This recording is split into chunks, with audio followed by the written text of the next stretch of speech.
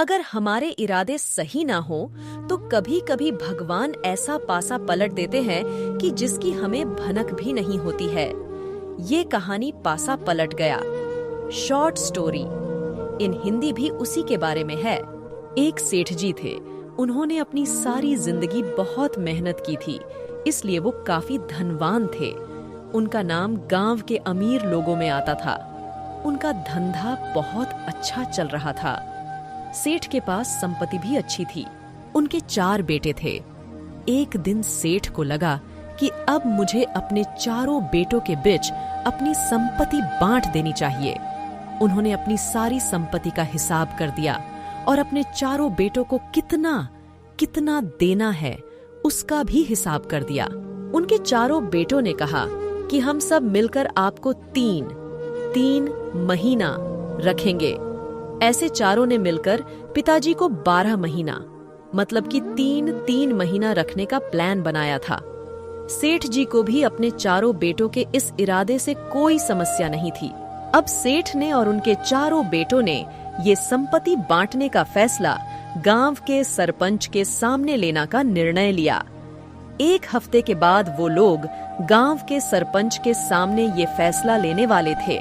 जिस दिन सेठ जी ने ये संपत्ति का बंटवारा करने का निर्णय लिया, तभी जो सबसे बड्ढा लड्ड आचका था, उसके दिमाग में ये बात आई कि एक बार ये बंटवारा हो जाने दो।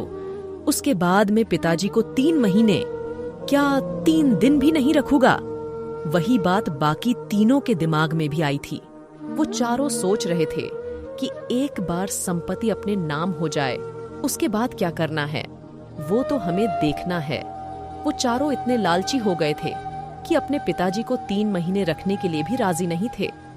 जिस पिताजी ने इतनी मेहनत करके इन चारों को संभाला था, वो चारों मिलकर भी अब पिताजी को संभालने के लिए राजी नहीं थे।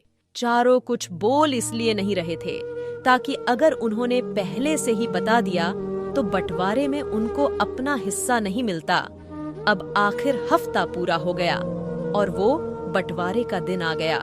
चारों बेटे और पिताजी ये फैसला लेने के लिए गांव के सरपंच के पास जाते हैं। गांव के सरपंच सेठ जी से पूछते हैं कि आप अपनी सारी संपत्ति अपने चारों बेटों को बांटना चाहते हो और वो चारों बदले में आपको 3 महीना अपने घर पर रखेंगे।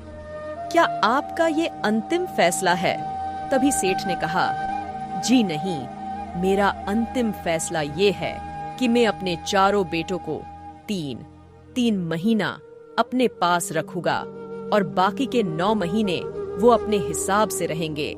सेठ का अंतिम फैसला सुनने के बाद चारों बेटे के पैरों तले जमीन खिसक गई और वो चारों हक्के बक्के रह गए। वो सोच क्या रहे थे और हुआ क्या? सेठ जी ने तो पासा ही पलट दिया।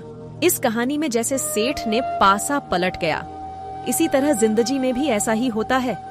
अगर हमारे इरादे सही ना हो तो कभी कभी भगवान ऐसा पासा पलट देते हैं कि जिसकी हमें भनक भी नहीं होती है। इरादे अच्छे रखने चाहिए क्योंकि ऊपर वाला सब कुछ देख रहा है। हम सभी को बेवकूफ बना सकते हैं पर भगवान को नहीं। अगर आपको हमारी स्टोरी पासा पलट गया, शॉर्ट स्टोरी अच्छी लगी हो तो अपने दोस्तों के साथ भी शेयर कीजिए और कमेंट में जरूर बताइए कि कैसी लगी हमारी ये कहानी।